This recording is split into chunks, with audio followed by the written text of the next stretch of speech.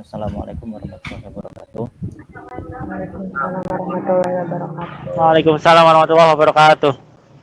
Alhamdulillah, puji syukur kita aturkan kehadiran Allah Subhanahu wa taala karena Allah masih mengizinkan kita, masih menggerakkan hati kita di tengah-tengah kesibukan ini untuk sama-sama belajar, sama-sama menuntut ilmu. Kajian rutin mingguan ya bersama dengan Rumah Fikih yang materi hari ini insya Allah akan disampaikan oleh Ustadz Isnan. Salawat dan salam marilah kita junjungkan kepada Nabi Muhammad Sallallahu Alaihi Wasallam. Insya Allah kita akan menjadi pengikut beliau hingga akhir zaman dan mendapat syafaat beliau di hari akhir nanti. Karena sudah jam 4 lewat, sepertinya kita sambil jalan saja. Oh ya, ini udah ada yang merekam belum ya? Belum. Arida, bisa nggak Arida? Oh sudah ya. Ada. Oke. Jazakallah Arida. Mungkin untuk mempersingkat waktu, langsung saja kepada Ustadz Isnan. Waktu dan tempat dipersilahkan. Baik. Saya bisa share materi ya? Bisa Ustadz. Langsung ya, seperti biasa ya. Baik, bismillahirrahmanirrahim. Assalamualaikum warahmatullahi wabarakatuh. Waalaikumsalam warahmatullahi wabarakatuh. Alhamdulillahirabbil alamin. Alhamdulillahilladzi an'amana bi ni'matil imani wal islam wa akramana bi khairin nabiyyin ursil wa atamma 'alaina ni'amahu 'ala dinin syura'. Wa asyhadu an la ilaha illallah wahdahu la syarika lah wa asyhadu anna Muhammadan 'abduhu wa rasuluhu la nabiyya ba'dah. Allahumma shalli wa sallim wa barik ala sayyidina Muhammadin wa ala alihi wa sahbihi ajma'in amma ba'd. Alhamdulillah kita bersyukur pada Allah Jalla wa Ala pada kesempatan di sore hari ini kembali bisa dipertemukan secara virtual dalam kajian khususnya ilmu usul fikih. Kita senantiasa berharap mudah-mudahan Allah memberikan taufik, memberikan kemudahan untuk kita bisa menyerap ilmu yang bermanfaat dan tentunya dalam rangka untuk beribadah kepada Allah Subhanahu wa taala. Dan insyaallah pada kesempatan di sore hari ini kita akan masih melanjutkan pembahasan terkait dengan bab yang kedua ya dari 4 bab ilmu usul fikih, yaitu seputar masalah dalil-dalil syariat. Ya. Setelah sebelumnya kita sudah membahas dalil-dalil syariat yang diperselisihkan, beberapa dalil syariat yang diperselisihkan, dan juga termasuk kita sudah menyelesaikan pembahasan dalil-dalil syariat yang diperselisihkan dari sisi dalil akli, dalil nakli, ya. Dalil nakli yaitu dalil yang didasarkan kepada riwayat seperti syariat umat terdahulu, kemudian mazhab sahabat dan juga al-uruf ya, atau tradisi. Nah hari ini insyaallah kita akan menyelesaikan, mudah-mudahan waktunya cukup, yaitu 4 dalil yang di satu sisi diperselisihkan oleh para ulama legitimasinya, dan ini menjadi salah satu sebab adanya beberapa perbedaan pendapat yang muncul dalam masalah fikih, karena memang di antara sebab perbedaan pendapat itu ya salah satunya adalah perbedaan pendapat dalam legitimasi dalil ya. Dan yang kedua, 4 dalil akan kita bahas semuanya adalah dalil akli ya, dalil yang didasarkan kepada ijtihad, dalil yang didasarkan kepada penggunaan logika akal ya. Kalau sebelum-sebelumnya walaupun dalilnya diperselisihkan tapi sifatnya nakli, kita mendapatkannya lewat riwayat ya. Tapi kalau yang terakhir ini dalil yang diperselisihkan tapi secara akli, yaitu sadduz zari'ah, kemudian al-istislah, lalu yang ketiga al-istihsan, dan yang keempat al-istishab. Nah ini insya Allah yang akan kita bahas pada kesempatan di sore hari ini, 4 dalil ini. Mudah-mudahan waktunya sampai maghrib nanti bisa kita selesaikan. Baik, saya izin ya, share PowerPoint seperti biasa. Ini ada pilihan seluruh layar Anda atau jendela. Mana yang dipilih ya, Irfan? Kalau Jendela aja Ustaz. Jendela ya? Ya maksudnya kalau seluruh layar nanti kalau Ustadz ganti jendela, ya nanti ganti juga yang ketampil kayak gitu. Tapi kalau jendela doang, ketika Ustadz buka jendela yang lain, yang ketampil tetap jendela itu doang. Oh, jadi jendela aja ya? Iya, jendela aja. Ini nggak familiar sih, biasanya pakai Zoom. Baik. Ini sekarang kita akan bahas dalil sadduz zari'ah dulu ya. Dalil sadduz zari'ah. Ini saya buat terpisah nih filenya. Sudah sampai belum? PowerPoint-nya datang belum? Sedang loading, Ustadz. Masih loading ya? Sudah Ustaz. Sudah ya, datang ya.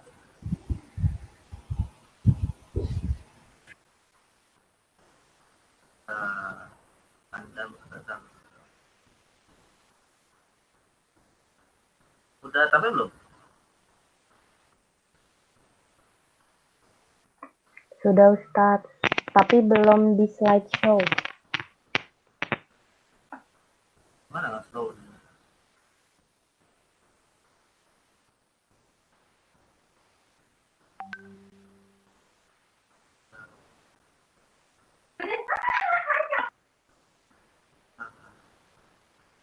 Belum bisa ini ya, belum bisa tampil ya.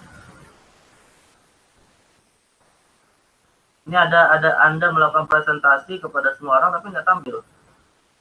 PowerPoint-nya mungkin di slideshow, Ustadz. Gimana? PowerPoint-nya di slideshow. Di show slide, iya tadi sudah di show. Saya coba ulang lagi ya. Saya coba ulang. Jendela, share.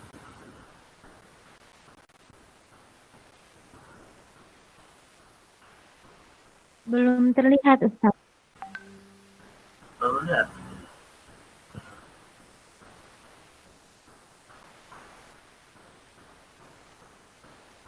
Bentar.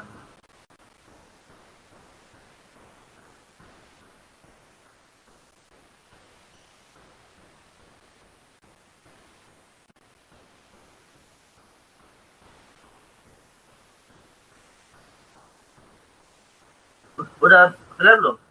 Di layar saya belum ditampil nih. Tapi sudah di apa? Sudah dianggap presentasi.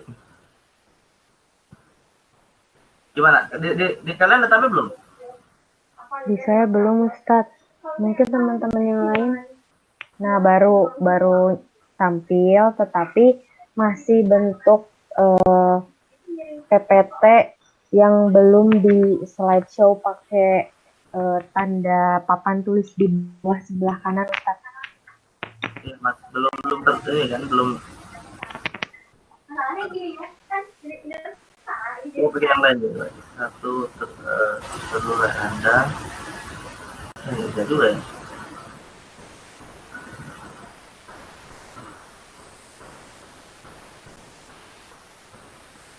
Ini kan jendela. Terus share.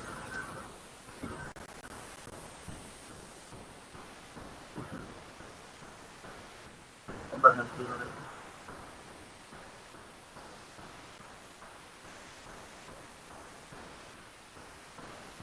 Gimana, bisa terlihat nggak? Saya masih belum bisa melihat halamannya nih.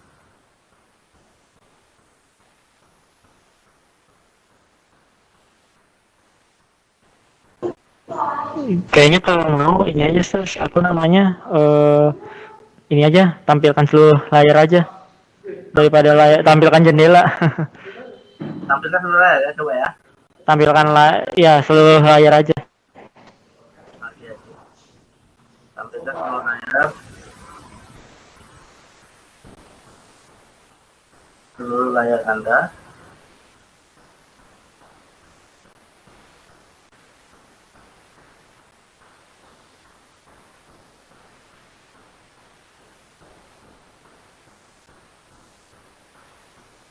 Sudah tampil?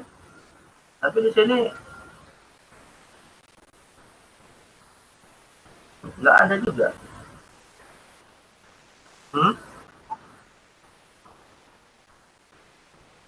Gimana? Ini apa namanya? Ini kan presentasikan sekarang. Terus ada 3 pilihan tuh, seluruh layar Anda, jendela, atau satu tab Chrome. Jendela kan? Hah? Jendela. Saya pilih ya. Ya, jendela ini saya pilih satu ini ya, kan banyak. Saya buka beberapa. Saya buka. Udah tampil?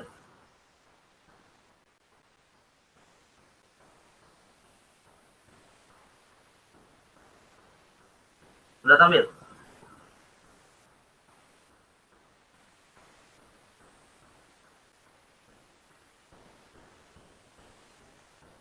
Udah tampil?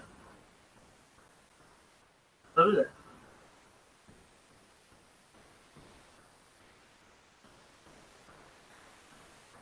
Nah, di sini tuh tadi ada pilihan untuk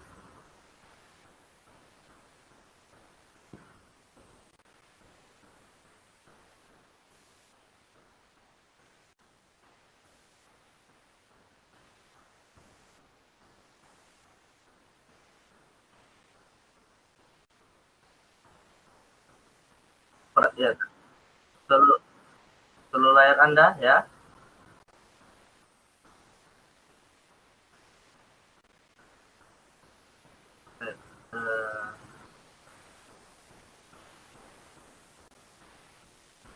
Share.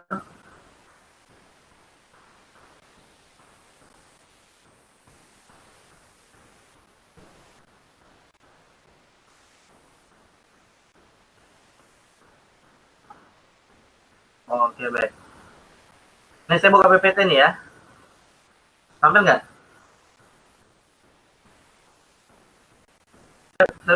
Saya buka PPT udah kelihatan di kalian ya.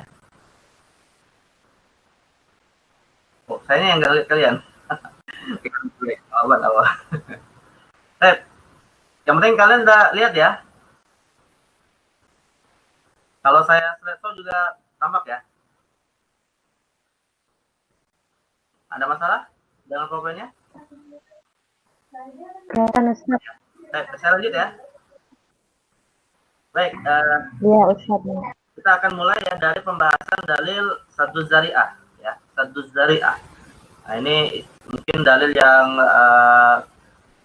tidak terlalu familiar, tapi dalil Sadduz Zari'ah ini sekarang ini ya ikhwan, ya akhwat, menjadi dalil yang cukup populer khususnya di bulan Rabiul Awal ini bagi mereka-mereka yang kontra ya terhadap peringatan Maulid Nabi ini. Ya. Jadi mereka yang biasanya mengingkari Maulid Nabi, nah ini menggunakan dalil Sadduz Zari'ah ya untuk melarang peringatan Maulid Nabi. Jadi bukan karena momennya Maulid Nabi nih ya, karena materi kita adalah lanjutannya Sadduz Zari'ah. Tapi kalau kalian misalnya ingin tahu kenapa kok ada sebagian pihak melarang Maulid Nabi, nah salah satu argumentasi mereka adalah menggunakan dalil Sadduz Zari'ah. Bahkan secara umum Sadduz Zari'ah ini adalah dalil untuk mengingkari adanya konsep bid'ah hasanah yang nanti insya Allah akan kita singgung sebagai contoh. Ya. Baik, kita akan kenal dulu apa sih yang dimaksud dengan Sadduz Zari'ah. Ya. Jadi apa yang dimaksud dengan Sadduz Zari'ah? Yang merupakan dalil yang ke-8 kalau dari urutan dalil syariat dari Al-Quran. Tapi ini adalah dalil yang ke-4 ya untuk dalil yang diperselisihkan. Pertama adalah apa sih yang dimaksud dengan Sadduz Zari'ah? Nah, ini kita akan pahami dulu dengan makna bahasanya, karena istilah Sadduz Zari'ah ini dia terbangun dari dua istilah ya, atau dua kata, Saddun dan Az-Zari'ah. Az-Zari'ah ini pakai za ya, setelah huruf dal, huruf za. Jadi Az-Zari'ah cara bacanya. Nah, secara bahasa Saddun itu artinya adalah lawan dari fathun. Saddun itu lawan dari fathun. Fathun artinya membuka, sedangkan kalau sad itu artinya menutup. Ya. Makanya kalau dalam bahasa Arab ada istilah saddul khalal. Kita kalau misalnya bicara dalam sholat berjamaah ya, dalam sholat berjamaah itu ada anjuran dari Nabi untuk saddul khalal, ya, untuk merapatkan shaf, menutupi shaf yang renggang. Nah, itu disebut dengan sad, menutup sesuatu disebut dengan sad. Ya. Nah, sedangkan Az-Zari'ah itu secara bahasa artinya adalah al-wasilah ya, atau sarana ya, atau wasilah itu sendiri. Jadi sesuatu yang digunakan untuk mencapai sesuatu yang lain. Nah, jadi secara bahasa sederhananya makna Sadduz Zari'ah itu adalah menutup pintu ya, atau mengharamkan atau melarang ya ya dilakukannya suatu sarana tertentu yang sarana itu akan berakibat kepada sesuatu yang lain. Nah, jadi sifatnya itu kalau bisa kita katakan ini adalah dalil yang bisa disebut sebagai dalil preventif, ya. Jadi dia itu sebenarnya tidak haram sih, dia itu sebenarnya sesuatu yang boleh dilakukan, tapi ada kemungkinan akan jatuh kepada yang dilarang, maka kemudian diambillah sikap preventif untuk ditutupnya wasilah itu agar tidak terjadinya sesuatu yang akan menimbulkan pelanggaran syariat. Nah, ini secara bahasa seperti itu makna saddu dzari'ah. Walaupun nanti ketika kita klasifikasikan tentang bab az-dzari'ah di dalam ilmu usul fikih, maka kita akan bicara antara dua hal sebenarnya. Bisa kita bahas satnya, yaitu menutup celah, atau bisa malah kita bahas fatnya, yaitu membuka celah. Ya, artinya kalau sat itu berarti melarang yang halal karena menuju kepada yang haram, sedangkan kalau fatah itu membolehkan yang haram karena dianggap menuju kepada sesuatu yang lebih maslahat untuk dilakukan.